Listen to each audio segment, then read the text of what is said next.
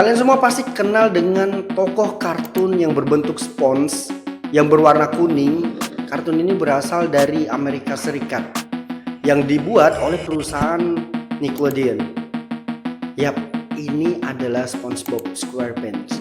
Merupakan kartun animasi yang bergenre komedi yang dibuat oleh Stephen McDaniel Hillenburg. Di balik itu semua, Stephen Hillenburg merupakan seorang yang bergelar interpretasi dan perencanaan sumber daya laut pada tahun 1984 dari Institut Humboldt State University. Bahkan sebelum membuat serial animasi SpongeBob, Stephen pernah bekerja menjadi seorang guru biologi laut selama 3 tahun pada tahun 1980-an. Hillenburg mengajar biologi laut di Ocean Institute di Dana Point. Beberapa tahun setelah lulus dari Cole Arts, Stephen bertemu Joe Murray. Ia ditawari sebuah proyek sebagai sutradara seri. Ia kemudian bergabung dengan acara itu sebagai penulis, produser, dan seniman cerita pada musim ketiganya dan meneruskan besar musim keempat. Dia mulai mengembangkan SpongeBob SquarePants menjadi seri televisi di tahun 1996. SpongeBob SquarePants pertama kali ditayangkan pada 1 Mei tahun 1999. Penayangan kartun SpongeBob di Indonesia sendiri sudah tidak menggunakan bahasa Inggris lagi. Akan tetapi telah diisi dengan pengisi suara yang menggunakan bahasa Indonesia. Dari sini saja kalian pasti tidak pernah terpikirkan bahwa pencipta SpongeBob ternyata adalah orang jenis yang sangat berpendidikan. Tidak berhenti sampai di sini, masih banyak cerita-cerita konspirasi yang ada di kartun SpongeBob SquarePants. Sebelum kita masuk ke topik pembicaraannya, jangan lupa like, share ke teman-teman kalian, dan subscribe channel ini. Let's begin to enjoy the video.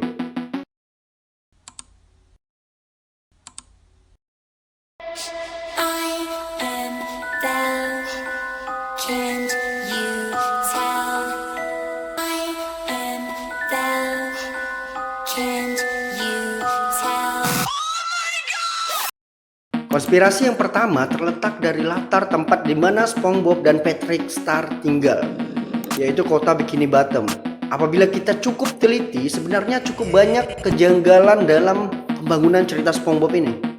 Mulai dari karakter-karakter yang sejatinya adalah biota laut yang tetap hidup layaknya manusia yang memiliki sistem.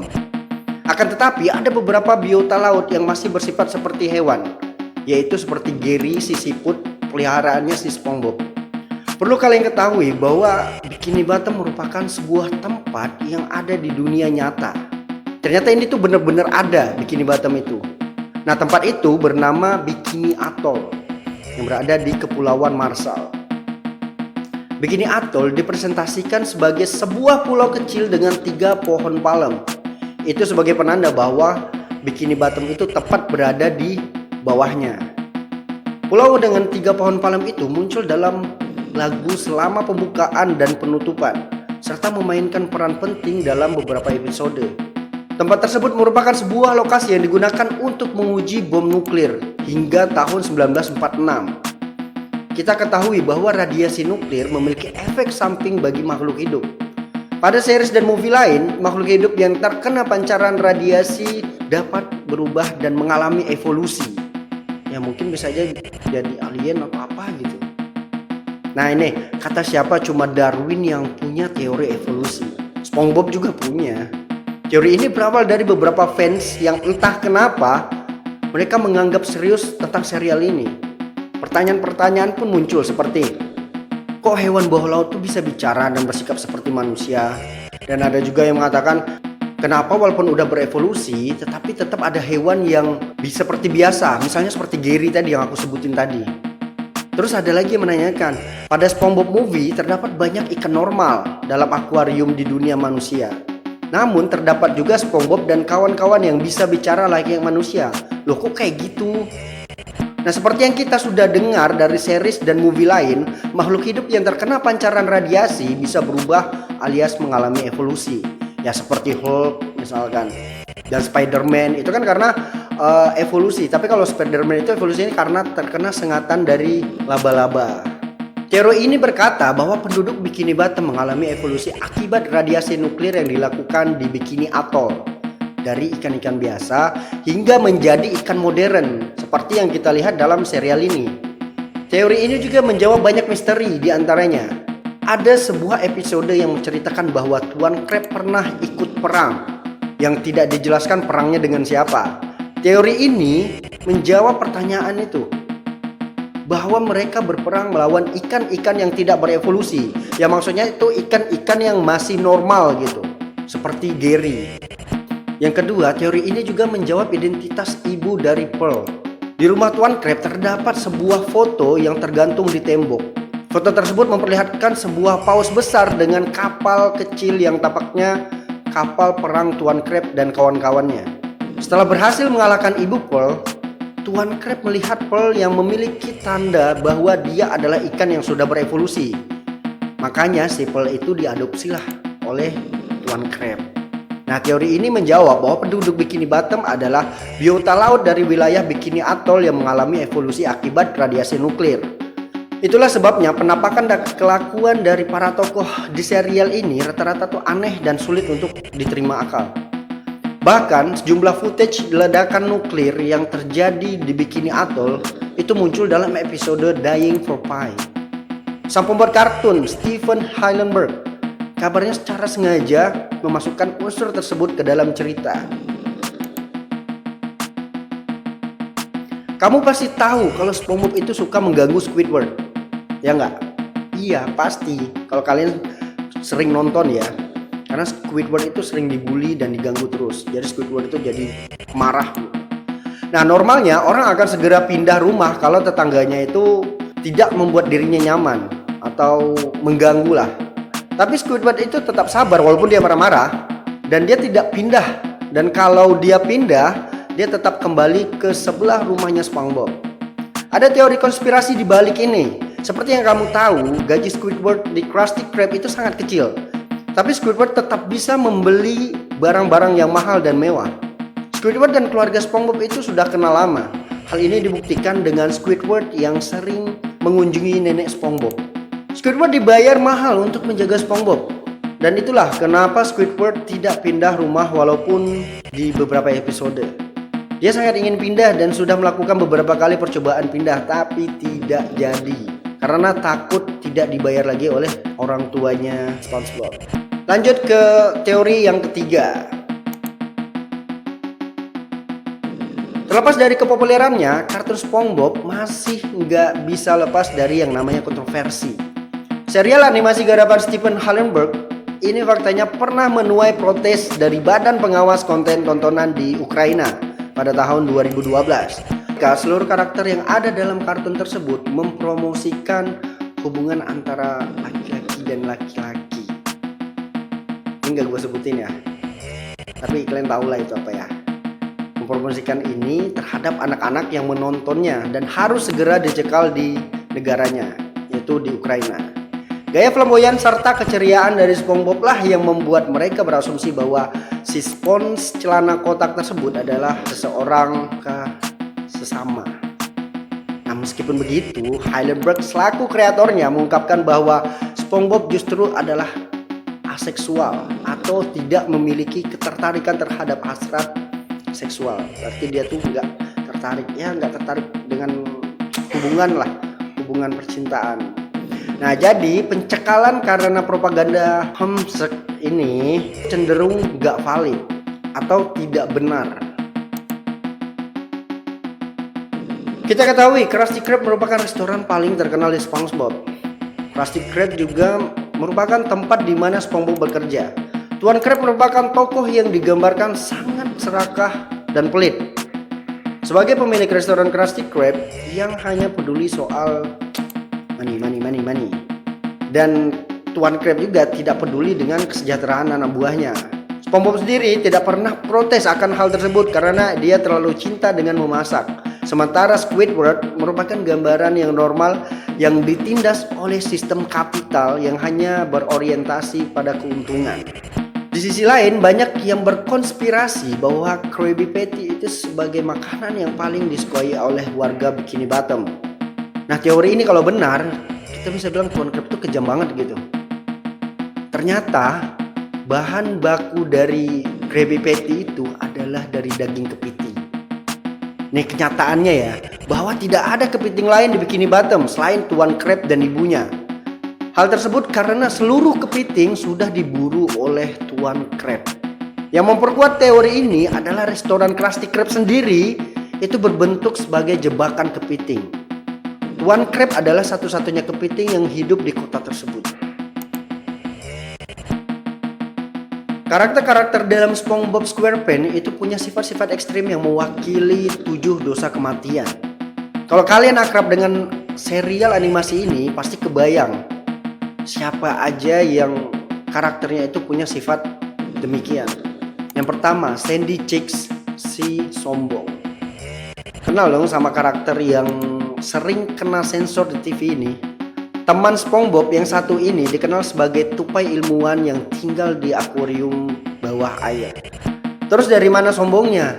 Sebagai rival karate SpongeBob, dia sering banget nunjukin kesombongannya dalam bela diri atau penemuan mutakhirnya. Selain itu, ada juga episode Pressure di season 2 yang menggambarkan bahwa Sandy ngebanggain hewan darat lebih tangguh daripada hewan air. Sampai-sampai di akhir episode, teman-temannya kelabakan karena harus mencicipi hidup di darat. Meski begitu, akhirnya Sandy sadar bahwa tiap makhluk hidup punya kelebihannya masing-masing. Yang kedua, Tuan Crab si tamak. Sudah kelihatan jelas kalau Tuan Crab itu punya bisnis restoran cepat saji yaitu Krabby Patty yang sangat terkenal dan dicintai oleh rakyat Bikini Bottom. Tuan Crab juga terkenal karena kecintaannya terhadap uang. Mulai dari uang kertas sampai uang-uang recehan saja dia tuh sayang banget. Dengan modal 2 karyawan yang digaji serendah-rendahnya, SpongeBob dan Squidward dia meraup keuntungan sebesar-besarnya.